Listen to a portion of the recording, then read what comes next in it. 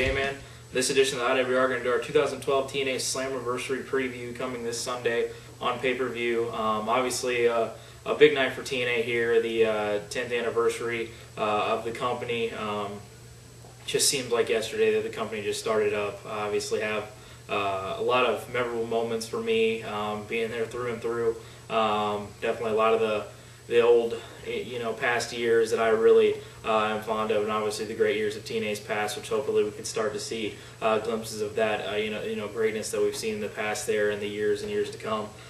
Speaking of years and years to come, and obviously kind of an historic transition here, we're going to be having TNA induct their first member of the TNA Hall of Fame. When I first saw this, I thought it was just absolutely ridiculous. I mean, I really still think that. I mean, you're still only a company that's been around for 10 years. I know you have names in there and have names that have been in your company that are really historic and are kind of the fabric of wrestling. You've got Hulk Hogan there, Ric Flair there. So many big names, and obviously all the TNA stars that are deserving of everything that they've been through and really have the reason that TNA is still around right now. But I mean, you've only been a company for 10 years. WWE's been a company for so many years, and just starting their Hall of Fame up 20 years ago or something like that. I mean, you don't need to do these things to strive to be that kind of #1 company. Just go about the motions and do what you got to do to gain the kind of feeling that you're a company that deserves to have something like that. Don't just force it to just force it. It's not needed. You don't need to do that just to say, hey, WWE's got a Hall of Fame, I think we should have a Hall of Fame. It's like, it's not really necessary. You could do some other kind of way to kind of bring that historic, 10th anniversary kind of feel to it, but don't have to, do that. The only thing that could come out of this that would be absolutely fantastic, which would be, there's been a lot of talks on the dirt sheets and all this kind of stuff talking about possibly Christian being involved with this pay-per-view. Yes, that is the Intercontinental Champion WWE being involved in this pay-per-view, obviously with his amazing career in TNA. They're talking about possibly, since Ric Flair and everything that went down with him and having him not be with TNA anymore and being able to go to WWE's Hall of Fame, with possibly WWE kind of giving them something in return for that, and possibly seeing Christian make an appearance on this pay-per-view, which would be fucking ridiculously outstanding to see that. I think that would be something that would be really interesting to see in modern-day wrestling that we have not seen in a really long time, which is the kind of the interesting little ties that the companies have, which usually is just the separation that we see, but obviously back in the Attitude Era and all the stuff that we saw between WCW and WWE and everything that went down there, it'd be interesting to kind of see this kind of element return here with having Christian, like I said, the Intercontinental Champion in WWE, show up in TNA with the amazing stuff that he did there in years past. Seeing him be in the Hall of Fame, who knows what they're going to do. Honestly, the only two people I thought that were going to have a possibility of being inducted first were Jeff Jarrett or AJ Styles. That's the only people, in my opinion, in at least TNA that are there and still are connected with it would be in there. But if they brought Christian for this kind of surprise thing, it would be ridiculous, and obviously a moment that everybody will remember and be something that will be great to see. But who knows what will happen there if he's just make an appearance. I know they showed a video of his debut as part of a kind of showing the moments of TNA's past, so they could have honestly been setting this up for quite some time now. Who knows how they're going to use him, but Dixie Carter obviously tweeting that out, saying how excited she is to see Christian make an appearance, but who knows what'll come about that. It'll be great to see Christian on there, obviously, but should be some interesting stuff there. But as for the first match on the card, we're going to run down the card for you. We have the Knockouts title on the line, with champion Gail Kim going up against Brooke Tessmacher. We saw this matchup at the last pay-per-view, which kind of scares the hell out of me, because usually if you see that kind of rematch after the almost Brooke Tessmacher defeating Gail Kim the last pay-per-view, it looks like she could possibly beat Gail here, and I think that Brooke will probably beat Gail here, obviously with the great run that Gail's had, just the greatest Knockouts champion in TNA's history, in my opinion. But Brooke really starting to get on this run here, winning that 4-way #1 contenders match on Impact this past week. So I'm going to go with Brooke winning the title here. I don't want to see it. I think it's smart to just keep it on Gail, just the solid through and through here. But it seems like the fans are starting to get behind Brooke, and the company's obviously starting to get behind Brooke. So I see Brooke Tessmacher winning the Knockouts title there. Next matchup, we have Hernandez versus Kid Cash.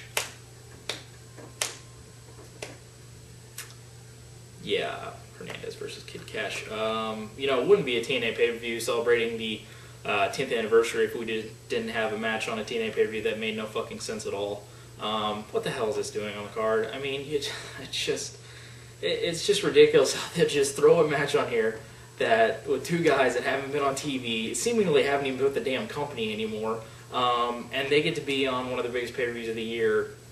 Why, again? Because we can't, use other guys that are far more talented or make far much more sense that have at least been on TV or are starting to move up in the or whatever the hell they want to do. But just Hernandez and Kid Cash, really? Fucking Hernandez. I don't know. I have no fucking idea. There's no point in this. I'll go with Hernandez winning. I have no idea, but just fucking ridiculous. Speaking of another just ridiculous matchup here, we have the television champion Devon and Garrett Bischoff going up against Robbie E and Robbie T. This is probably going to be, the tag match of the year right here. Sensing the sarcasm. Just again, what the fuck is this? I don't know how many times I have to say, just stop the fucking Devon and Robbie E shit. It's just, no one gives a shit. No one cares. No one cares about Robbie E. I mean, it's just like, no one really gives a shit about Devon. I don't give a shit about Devon. He doesn't need to be a damn champion. He really doesn't need to be on the damn roster, to be honest with you. Everybody in this matchup doesn't need to be in the fucking roster, but they are, and they're on Slammiversary this Sunday. I'll go with Devon and Garrett. I don't know. Either fucking team could win, but it's just, why the hell are you doing this? It's so fucking stupid, but I'll go with Devon and Garrett getting the win there. Next up, we have Crimson's Open Challenge, our undefeated hero, your undefeated hero, it's everybody's undefeated hero, Crimson, in his Open Challenge, issuing that this past Thursday on Impact. I've been hearing rumors it could possibly be that King Mo guy coming from the MMA world. I mean, we'll probably laugh our asses off if it ends up being that, just because it'll be entertaining to, mock and make fun of and shit, because we'll probably do that, but who knows what it'll be if it ends up being just some random ass person.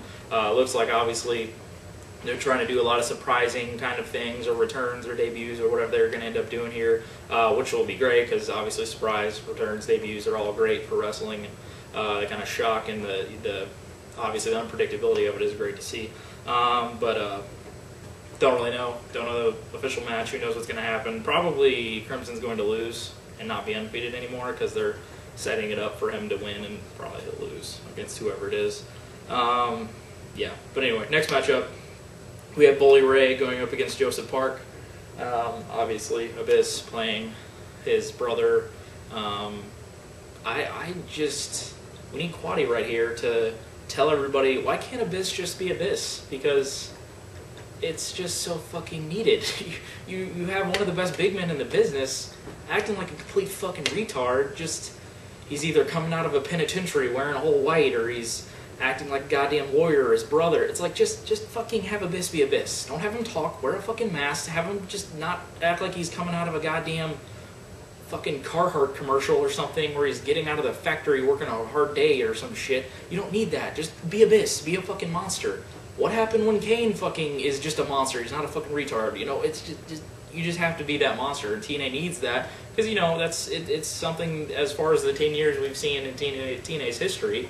He's a definitely influential and big part of it. And obviously they're doing this thing where they're showing him on the screen, showing Abyss coming back, saying he's going to be at Slammiversary. Who fucking knows what's going to be going on here? I'll go with Bully Ray. Bully Ray just should continue to progress. In TNA, I'm starting to get on Ryan's bandwagon of being behind Bully Ray. He's just continuing to impress, and every time I'm like, all right, he's going to get in there and match. He's going to have one of those, Bully Ray just being that kind of Bubba Ray kind of match, and not being that continuing to progress where he's getting to where Bully Ray, where he is now, but he just continues to impress and really has not flopped at all. Obviously, he's, executing just outstanding promos, the character's there, everything's there, the gimmick and everything, so, Bully Ray should win this, get out of there, and probably end up doing something with Abyss in the long run, or where it is, but whatever. It's fucking stupid. Just stop doing this shit. Just have Abyss be Abyss, for the love of God, and just end it. But hopefully Bully Ray comes out of there with a win, gets over somehow in that fucking match, but who knows how it's going to go down. Should be some interesting stuff there. But next matchup, we have a triple threat number one contenders match for the TNA World title on this coming Impact. Next week, whoever the champion comes out of at Slammiversary, they will face this individual between Jeff Hardy, Mr. Anderson, and Rob Van Dam.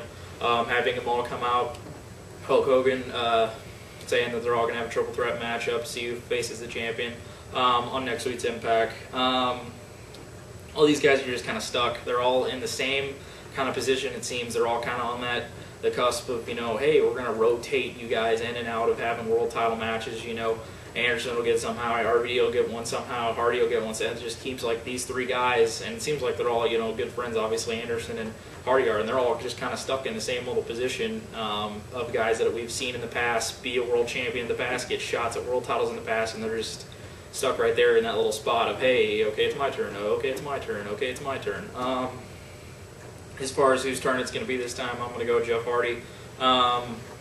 Yeah, I really don't know. They can give it to anybody out of this, but there's really nothing to it except for these guys are just in the same spot every time, it seems, for the past couple months now. But I'm going to go with Hardy getting the win here, continuing to seem like he's getting on a better path. But as we see, every time he gets on the cusp and gets, to the pinnacle where he could get at, ends up winning a title or does something great, he starts to fall down. So hopefully we can see Hardy continue to progress and just stay on a clean and steady path and not act like a complete dumbass like he somehow always does. But I'm going to go with Hardy getting the shot for the world title in that matchup. Next matchup is a match I am extremely excited for. We have the X Division champion, Austin Aries, going up against Samoa Joe. This one getting started over Austin Aries spraying Samoa Joe in the face with water. I don't give a shit how it started. They could fucking say that Austin Aries kicked Samoa Joe's grandma in the face. I really don't give a shit. They can just do this match, and that's all I care about. Obviously, with the fucking stupid-ass X Division rules that they have now, where it has the weight limit, not unlike what the X Division is, which is the no limit, which you should see at, a Slammiversary, talking about the 10-year history of TNA, which they should just fucking abolish that fucking rule right now after this pay-per-view and just have it, which it looks like they're probably going to end up having some sort of X title match out of this. It's not forward here. As we've said, we just need to have Samoa Joe continuously getting on there. He had that run with Magnus as the tag champions, and it just didn't do it for me. You got to have Joe in there, singles guy, one of the best in the world, and he's absolutely not doing anything. Made a little appearance on the the first live show, and now having the same thing they had it on this past week, where they had him have a little altercation in the back there. But I'm so looking forward to this match. Obviously, with the history these guys have, amazing stuff. Samoa Joe just got a promo on TNA's YouTube page. You should all go check out. We favorited it on our channel. It's fantastic. Just talking about the weight limits, how it's BS, how there is some, and the history that he has with Austin Aries. Some great stuff there. So I'm really looking forward to this matchup and look forward to hopefully continue past this, because there should be some, obviously with the guys who are in it, some outstanding stuff. But as for this match, I'm going to go with Austin Aries getting the win here. I think it would make a lot of sense if he gave Samoa Joe the win here to kind of progress this if it ends up becoming a feud. But like TNA, they'll throw some greatness at you and then not ever continue with it, which is just ridiculous. But I'm going to go with A-Double getting the win in this matchup, and really looking forward to that one. Next matchup is another one I'm really looking forward to. For the TNA tag titles, we have champions Christopher Daniels and Kaz going up against the phenomenal AJ Styles and Kurt Angle. Really, this matchup to me is it's really special, and I know it's something like, oh, they could have put these guys in singles matches, but it really kind of personifies the kind of 10-year anniversary thing where you have all these guys that are just such enriched with the past and the history of TNA, with a guy like AJ Styles, who's just Mr. TNA. He is everything about TNA. Daniels and Kaz, who have been there from the very beginning and really done some great stuff, and obviously Kurt Angle coming in there and really being the kind of focus and the mainstay of the last couple years of TNA. Has just been some great stuff. So this really kind of incorporates all of those things into this matchup, and obviously bringing in the stuff that's going on with AJ and Dixie, which is just some hilarious stuff to have Dixie go out there and have to act and be a part of the kind of wrestling world in that aspect. Has been pretty funny to see, and AJ kind of defending and having Dixie's husband come out there and try and punch AJ. Just such ridiculous stuff. But going to this matchup, I'm really looking forward to this one. Should be some really good stuff.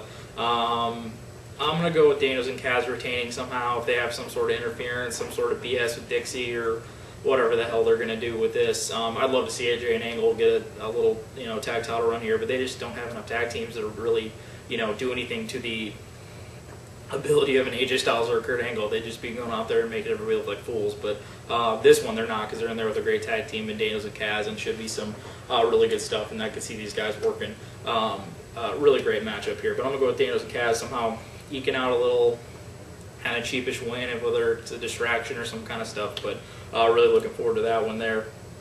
Next up, we have the main event for the TNA World Title. We have champion Bobby Roode going up against Sting.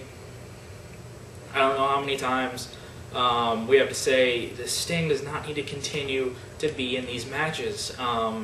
Every time it seems like he's going to take that little break. As soon as he comes back, they probably have this conversation where it goes like, oh, hey, Sting, you're coming back. Do you want to have a title match? Do you want to have the world title? Do you want to, face one of the hottest guys in the business right now? Sure, what the fuck, why not?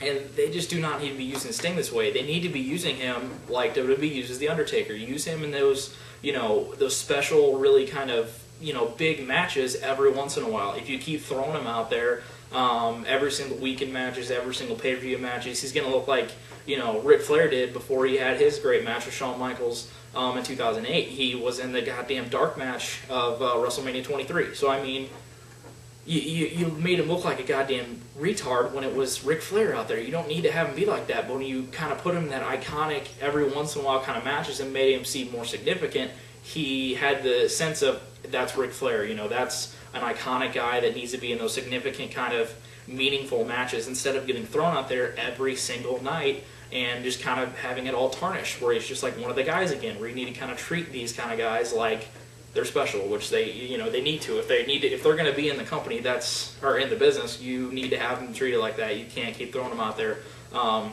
every single night. But I mean, this could be something along the lines of, a lot of the guys, possibly like a Sting putting over Bobby Roode like he did with an AJ Styles. But Bobby Roode really doesn't need that. We know how great Bobby Roode is. We know, what he can do and what he's going to do into the future. Because I see Bobby Roode retaining the title here. If they just dropped the title to Sting here, this would just be fucking ridiculous. And I could really see all of us watching it just sweating the fact that Sting could possibly win this match. And it just should not happen. I don't get it. And this really doesn't need to happen. Sting doesn't need to be in this match. But like I said, use him the right way. If he's going to wrestle, I thought the GM thing was great. I thought that made a lot of sense, having him in that kind of role where he's still, substantial, but he's not wrestling. I thought that made a lot more sense. But if you're going to have him wrestle, have it be, if you're going to face a young guy, build to it and don't do it every single night. If you're going to have him face a veteran kind of guy, make it seem substantial, make it seem special. Don't just continuously throw it down our throats. It's like you can't do that, because these guys need to be treated differently than guys who work their asses off or in their night in, night out, like a Bobby Roode, who needs to be going up against that kind of young, up-and-coming talent that, they can move with these guys that can do some great stuff and just put on great matches all the time, because I don't think this is going to produce that great of a match. It'll, be what it is. We've seen these matches before with TNA, and, it is what it is. But I see Bobby Roode retaining the World Championship there. Should be some interesting stuff, obviously, with the 10 years of TNA coming up here. Should be some interesting stuff in this pay-per-view, like I said, with all the talk of what's going to be possibly going down. Who knows if it all will go down, but looking like they're going to try and throw some surprises, some special stuff at us, and they'll attempt, and we'll see what we'll get out of it. But this will now wrap up our 2012 TNA Slammiversary preview. Be sure to check out a review after the pay-per-view someday. I'm your host, J-Man, and I'd like to thank you for watching another edition of TNA Wrestling, your source for fresh wrestling news, information, opinions, instantly. This is a battleground!